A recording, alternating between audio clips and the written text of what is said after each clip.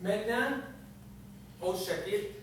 Je ne sais pas s'il y a déjà des questions sur ce que j'appelle la saga du gaz de schiste au Québec.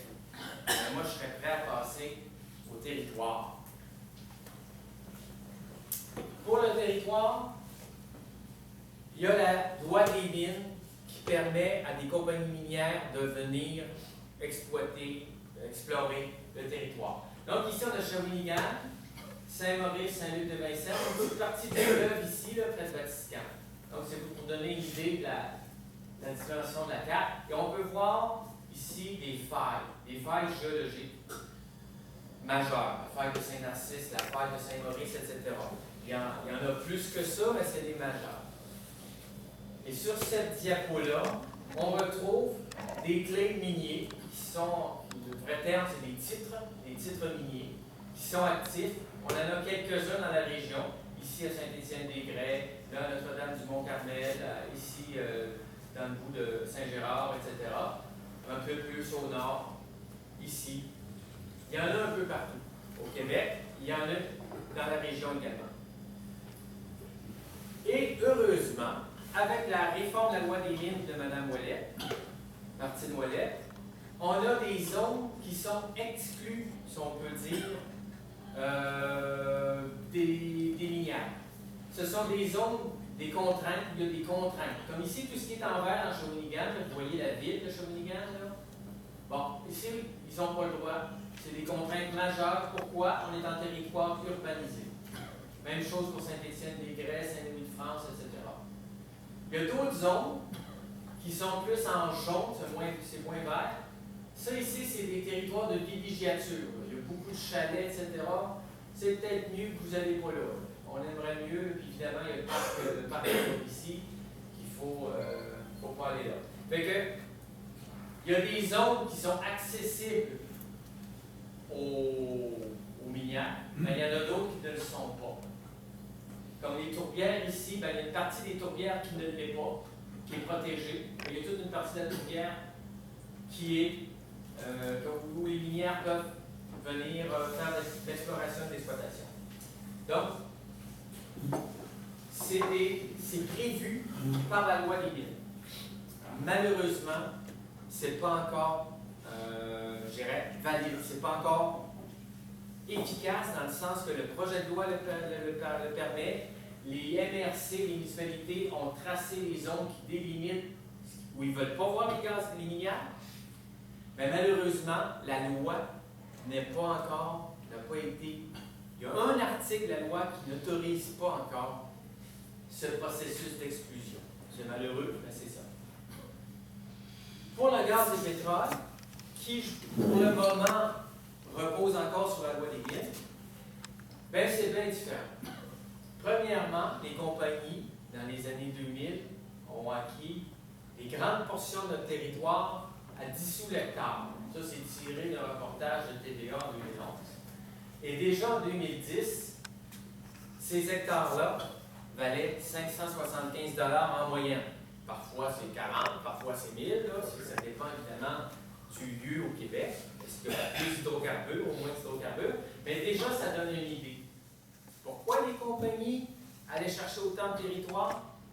Ils mettaient ça dans leurs actifs, ils allaient voir leurs banquiers, et puis évidemment, ils pouvaient transiger parce que ce sont des permis qui est un peu comme un permis de taxi que tu peux monnayer, que tu peux céder, que tu peux partager, etc. Là, je vais vous montrer un tableau où on retrouve trois époques. 1996, 2009, 2016, donc sur 20 ans. Et je les ai appelés, 1996, c'est l'époque Villeroy, parce qu'il y avait beaucoup d'exploration gazière du côté de Villeroy, près de Saint-Flavien. En 2009, c'est ce que j'appelle le boom du gaz de schiste. Et en 2016, c'est là où on commence à avoir des lois, à avoir un cadre pour l'industrie. Donc, combien il y a de puits forés ces années-là? En 1996, 4 puits forés. En 2009, 14. Cette année, il n'y en a pas encore de nouveaux puits forés. Nombre de permis accordés, 4. 176 en 2009. 0 cette année, jusqu'à maintenant. Nombre de permis total, 125 en 1996, 542 en 2009, 326 à l'heure actuelle. Et si on convertit ces permis-là en superficie, 22 000 km² en 96, près de 95 000 km² en 2009, et à l'heure actuelle, on est un peu en deçà de 60 000 km². Là, je vous fais remarquer que la vallée du Saint-Laurent, c'est de l'ordre de 20 000 km². C'est très important. On dit que le Québec est grand, là, mais là, je vais vous montrer sont où ces permis-là. Donc, ça, c'était une diapo du ministère en 2006 qui disait que 85% du territoire est sous permis. Mais en 2009, on peut dire que c'était couvert vraiment au complet. C'est ce qu'on voit ici dans le tableau, où je présente ici la superficie en milliers de kilomètres carrés avec les années ici. On peut voir que ça montait jusqu'à 2009, et là, ça diminue tranquillement. Pourquoi? Parce que ces permis-là durent en général 5 ans. Les compagnies peuvent les renouveler, mais ça leur coûte un petit quelque chose. Et surtout qu'à l'heure actuelle, c'est plus que 10 sous l'hectare. C'est supposé être aux enchères. Donc ici, on peut voir qu'à tous les 5 ans, là, il y a des permis qui viennent à échéance. C'est pour ça qu'il y a des petites chutes ces années-là. Donc, ce qu'il faut remarquer, c'est qu'en 2009, on avait près de 95 000 km². Plus de 95 000. En 2002, il y en a déjà ici en Mauricie, quelques-uns. Anticosti, la Gaspésie. En 2009, il y en a en Estrie, il y en a au Saguenay-Lac-Saint-Jean, il y en a près de la baie de James, il y en a ici là, sur la Côte-Nord, il y en a à Sept-Îles, il y en a à Havre-Saint-Pierre, il y en a dans le Golfe, Anticosti au complet, la Gaspésie au complet, Bas-Saint-Laurent au complet, même Chaudière-Appalaches. Comme vous voyez là, il ne reste plus grand place en 2009 pour l'industrie. Il y a déjà le territoire. C'est ce que certains ont dit, ont appelé, ben, c'est le vol du siècle. C'est sûr qu'à 10 sous l'hectare, ça revient pas cher. Voilà. 2011, il y en a quelques-uns perdus déjà. Ici, on voit le bloc de Shawinigan qui apparaît en 2009 et 2011. Et en 2016, le bloc Shawinigan n'est plus là, mais il y en apparaît un ici, dans la ZEC-Vatican. Au Lac-Saint-Jean, il y en a un peu moins. Il y en a un peu moins dans le Bas-Saint-Laurent. Il y en a un peu moins à l'Estrie. Donc, du côté de Montréal aussi, il y en a plusieurs qui sont disparus. Fait qu'on peut dire que ce qui était à la périphérie, les compagnies gazières se sont montrées moins intéressées, mais ils ont gardé une bonne position, Bas-Saint-Laurent, Gaspésie, Anticosti, et également ce qu'on appelle la zone de l'Utica, du gaz de schiste, la zone du schiste de l'Utica, qu'on retrouve là entre Montréal et Québec sur la rive sud principalement. Et ces permis-là sont accordés partout. Ce sont des permis qui sont, je dirais, pleins, et il y a même des parcs qui sont touchés. Réserve des Chic-Chocs, Matane, Rimouski, Port-Neuf, la réserve phonique de Port-Neuf. Si on fait un zoom, on peut voir qu'en 2007, Shawinigan se trouve ici, donc Shawinigan n'est pas sous permis. On peut voir tous les petits puits ici qui sont là en vert. Il y en a à peu près 1 million au Québec. Ça, c'est en 2009, Shawinigan apparaît. En 2011, Shawinigan est toujours là. En 2013, le bloc Shawinigan disparaît. La compagnie Xterra a décidé de ne pas renouveler son permis d'exploration.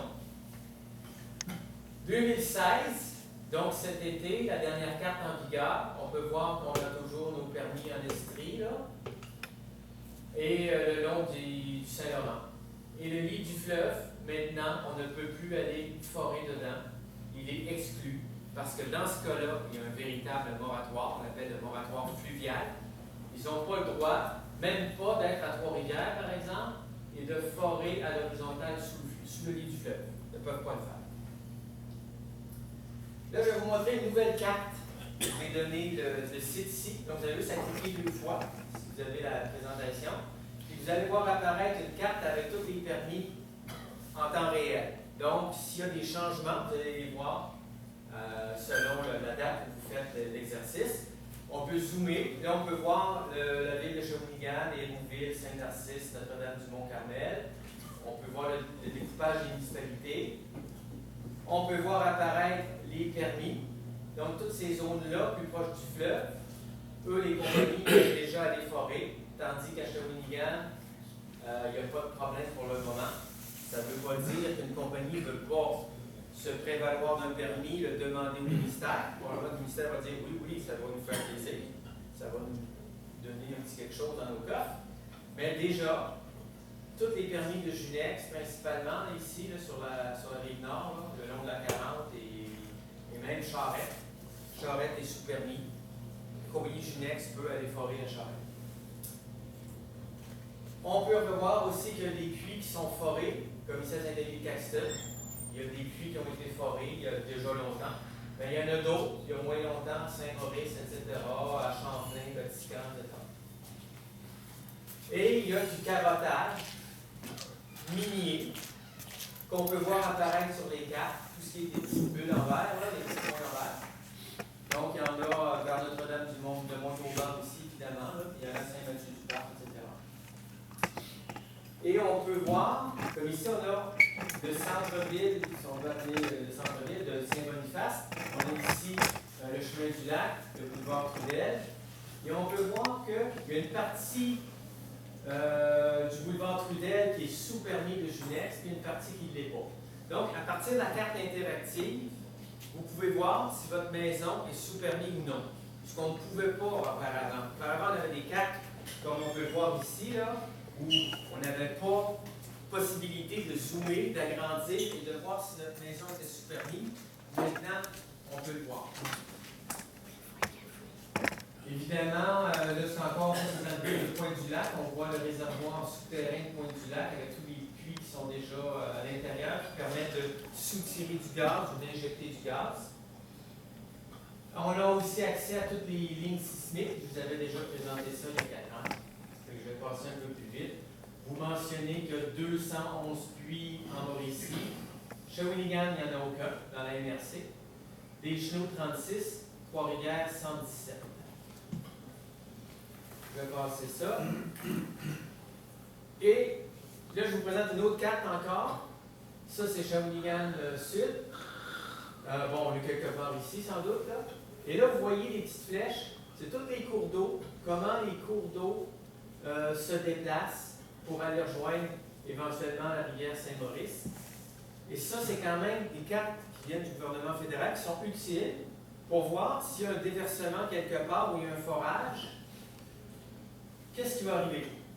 Ça, ce sont des cartes utiles si le déversement est en surface. Si le déversement est en profondeur, s'il y a un problème qui se passe à 100 mètres, 200 mètres ou à 1 km de profondeur, évidemment, il faudrait d'autres cartes où on peut voir cartographie des eaux souterraines, des nappes aquifères et des eaux plus profondes.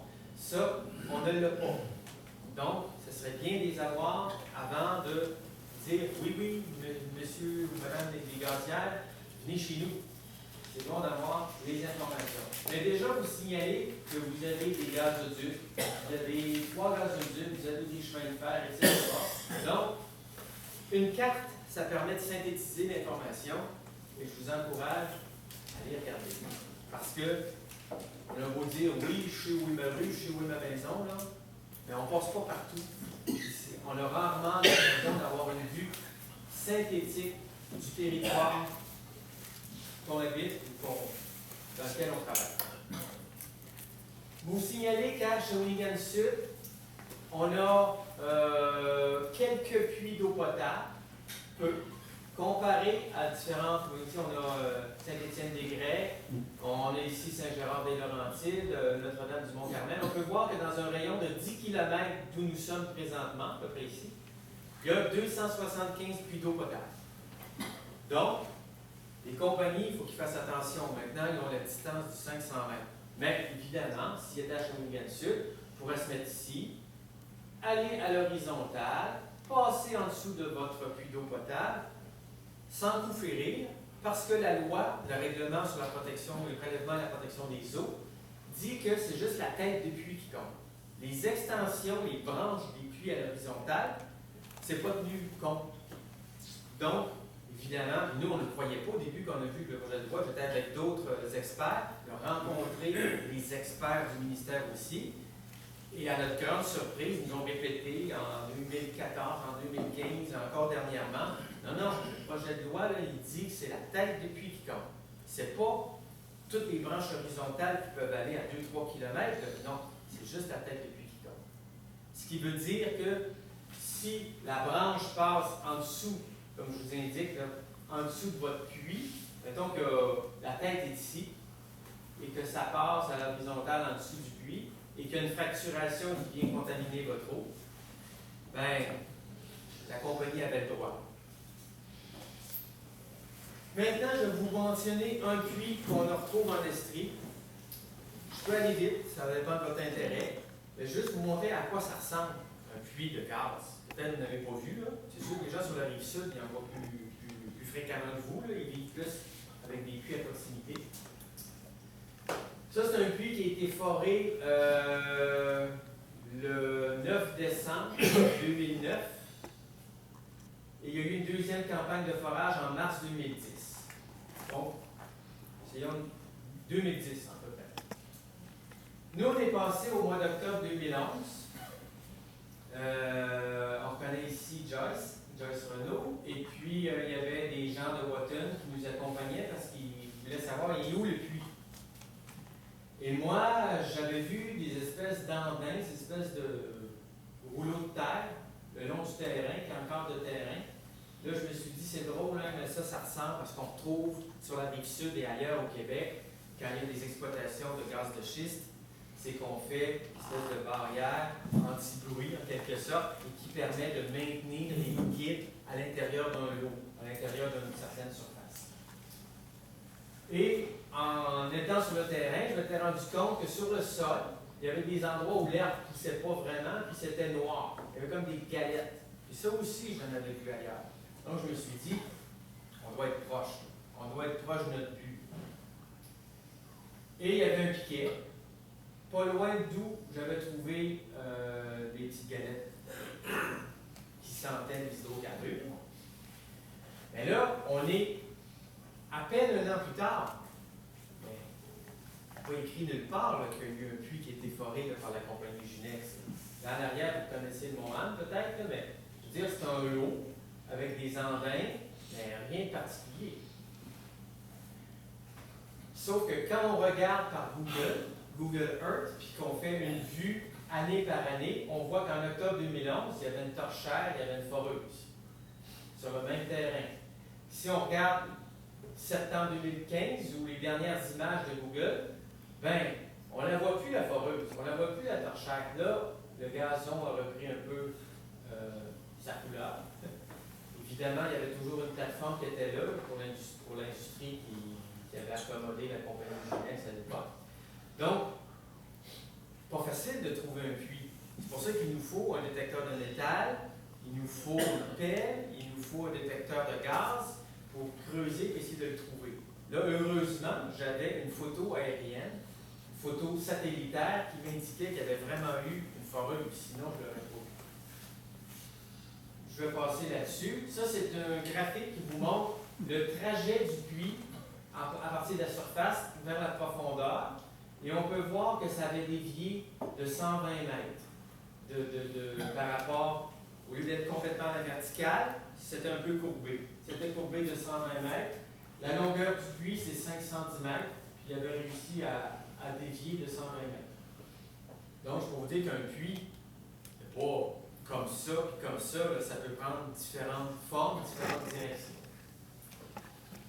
Et lorsqu'il y a un puits, il y a un rapport de fin de forage dans lequel on indique le détail des opérations quotidiennes. Et juste pour vous signaler que là, on est au 9 décembre 2009 et qu'ils avaient fait différentes étapes. Ils avaient foré, il y avait du ciment, etc. Et il y a eu à 3 heures le matin un accident. Il y a un tuyau qui s'est cassé sur la tête de rotation qui a blessé un employé. Donc, on a dû arrêter de forer. Il faisait très froid. L'état mécanique laissait à désirer. Et puis, ils ont suspendu le forage. C'est juste pour vous dire. Je vous montre ça, là. Il y a énormément de détails dans les rapports de forage. Mais que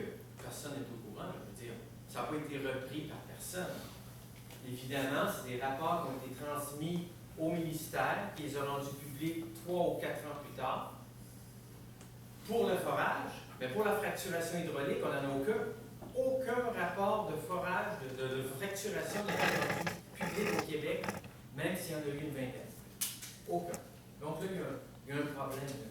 Parce que moi, je ne suis pas expert en géologie, mais je suis capable de lire l'anglais, je suis capable de voir de quoi il s'agit un peu, je suis capable de vulgariser. Mais s'il y a un spécialiste qui veut s'y pencher sur ce problème-là ou quelqu'un de la santé et sécurité au travail, il faut qu'il y ait des données sous la main. C'est pour ça que c'est important que ces rapports-là soient rendus publics. Et la loi sur les hydrocarbures dont je vais vous parler, pas grand-chose à ce sujet-là. Tout ce que ça dit, c'est qu'il va y avoir des règlements à venir qui vont être déterminés par le caucus ministériel, mais je veux dire, les députés ne seront pas au courant, puis ni vous ni moi. Juste pour vous dire que pour ce puits-là, qui était un puits qui n'a pas été fracturé, c'est pas un puits que le puits de là-bas à Wotton, de Jutex, mais même s'il n'a pas été fracturé, il y a eu des produits chimiques qui ont été additionnés avec le traitement pour aller forer la roche. Donc, il y a du Easy Mud. Et il y a de la bentonite. Mais c'est quoi ça, le Easy Mud? J'ai été voir sur Internet. Il y a une fiche de spécification qui dit que c'est un shale inhibitor, un inhibiteur du schiste. Qu'est-ce que c'est? C'est pas encore très clair. Mais quelle est la composition chimique? Entre 10 et 30 de distillat de pétrole. C'est évident que c'est toxique. Là. C'est des produits toxiques qu'ils ont mis lorsqu'ils ont foré. Et là, on ne parle pas de fracturation, juste pour le forage. Donc, juste pour faire un résumé de ce puits-là, il a été foré en 2010 à une profondeur de 500 mètres. Donc, quand même, on n'est pas à des kilomètres de profondeur. La distance du champ agricole le plus proche, 20 mètres. Distance de la rue la plus proche, 105 mètres. Distance de la maison la plus proche, 250 mètres. Distance du site de prélèvement d'eau municipal le plus proche, 490 mètres. La question que je vous pose, est-ce que ça vous apparaît sécuritaire, cette distance-là? Et ça a été fait vraiment, là, pratiquement là, près de l'église à Wotton, là, et ailleurs à Montérégie, comme à Saint-Louis-sur-Richelieu, ils l'ont fait à côté d'une garderie. Est-ce que vous avez des questions sur les puits de gaz avant que j'attaque le problème de l'ouvrage? Actuellement, là, à 10 cents de l'hectare, c'est le gouvernement du Québec. Quel est le prix actuel? Parce que là, 10 cents de l'hectare, c'est un ridicule pas possible. Ouais. Le prix actuel pourrait être de 18 hectares. Parce hein, que la loi sur les hydrocarbures et les différents dispositifs réglementaires pour la mise en enchère des permis n'a pas été testé ou n'a pas été en vigueur, n'a pas été. Il n'y en a pas eu encore. Comme je vous dis, les derniers permis qui ont été octroyés, c'est fin 2012. Ici, là, du côté de Portneuf-Vatican. Okay. Je ne peux pas vous répondre, savoir s'il y en avait une, s'il y avait une compagnie qui décidait d'avoir un permis d'exploration, mais la plupart en ont des permis. Ils ont déjà beaucoup de territoire. En tout cas, c'est à espérer que le gouvernement fasse comme la Colombie-Britannique, où ils ont obtenu 10 000 hectares. Parce que là, au moins, ça reflèterait le coût de la ressource un peu. Là. Il y aurait un rapport entre ce qu'il y a dans le sous-sol. ça représente au moins une pièce du mètre carré. Oui. Oui. Parce qu'un hectare, c'est 10 000 mètres carrés. Donc, ça représente une pièce du mètre carré. Maintenant, ça, c'est un claim, donc c'est le sous-sol. Ça regarde le sous-sol, mais qu'est-ce qui arrive en surface? Bien là, je vais vous présenter dans le projet de loi 106, c'est que maintenant, il y a une disposition qui fait en sorte que même le sol serait maintenant peut-être pas propriété, mais pourrait être accessible aux compagnies beaucoup plus facilement. Ah, correct. Il y a un monsieur ici?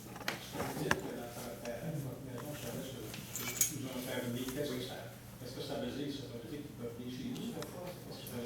Ils peuvent venir chez vous, mais évidemment, il ne faut pas s'inquiéter parce qu'ils ne peuvent pas aller partout, à la fois. Ils vont aller à un endroit où il y a beaucoup de shale, où il y a dans le shale beaucoup de gaz, beaucoup de pétrole.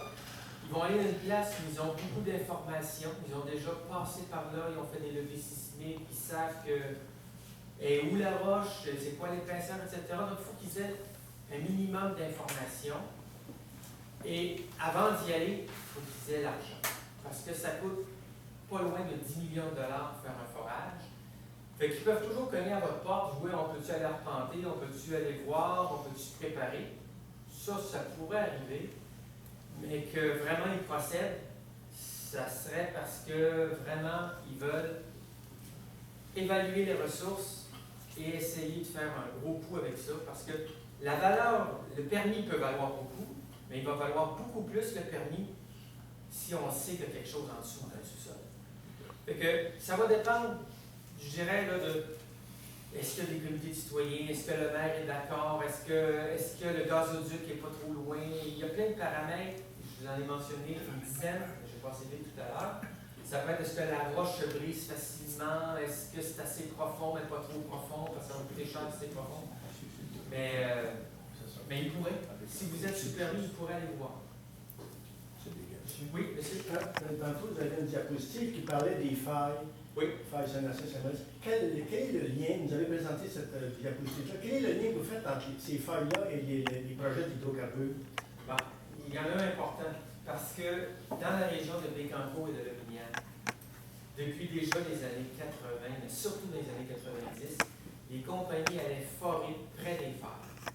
Pourquoi? Parce qu'ils présumaient que le gaz et le pétrole, une fois qu'on aurait été foré là-dedans, que ça ressorte par ces endroits-là qui sont très faillés, très fracturés. Donc, c'est comme s'ils permettraient, mettons qu'il y aurait eu du gaz ou du pétrole emprisonné quelque part, dans la faille, bien qu'en passant par là, on pourrait aller chercher le gaz ou le pétrole. Et j'ai beaucoup de schémas, surtout dans la région de Bécancour, où on le voit clairement, la compagnie Ginette, je le disais, recherche les failles. Ils le disaient dans leur rapport, puis on le voyait sur l'endroit où ils foraient complètement dans la faille. Et malheureusement, depuis ce temps-là, je dirais dans les années 2000, entre 2010 et aujourd'hui, il y a des hydrogéologues, etc., qui ont démontré qu'à Bécancour, par exemple, parce qu'il y a des failles, parce que la roche est très friable, eh bien, le méthane il ressort facilement. Donc, si on fore là-dedans avec des additifs chimiques, du méthane, du gaz naturel, va ressortir par ces failles-là et va contaminer les nappes phréatiques. Donc, et on a eu des études aussi aux États-Unis qui ont démontré que plus on est proche d'une faille, plus qu'on est à problème. Donc, si vous êtes éloigné des failles, il est possible que vous ayez plus de chances qu'une compagnie aille vous voir. Parce qu'ils le savent maintenant.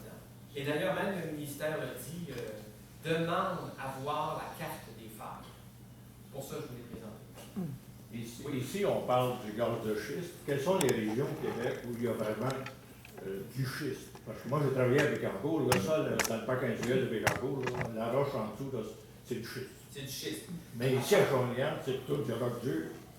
Bien, à partir, je dirais, dès que vous êtes à 5, ici on est à peu près à 100 mètres et plus d'altitude, mais quand on est à 50 mètres d'altitude et moins, souvent on est dans la plaine du Saint-Laurent et souvent on est sur le schiste ou le calcaire. Comme à Saint-Bernabé, à Charette, on est sur le calcaire et ensuite le grès et ensuite le granit.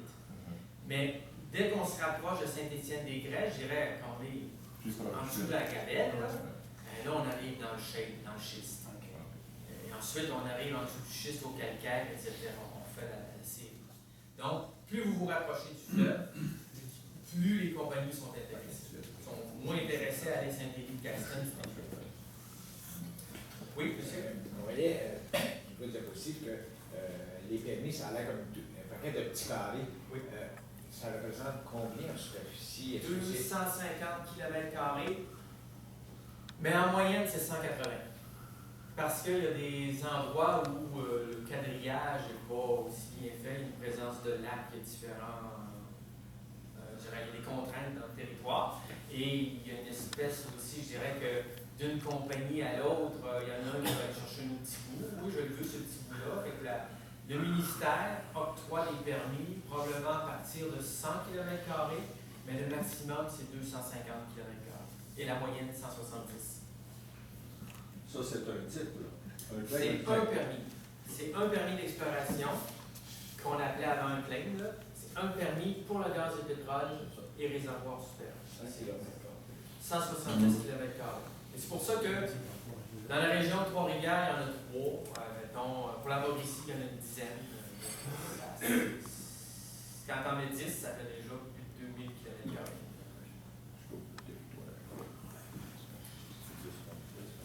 Est-ce que vous êtes prêts à le projet de loi 106?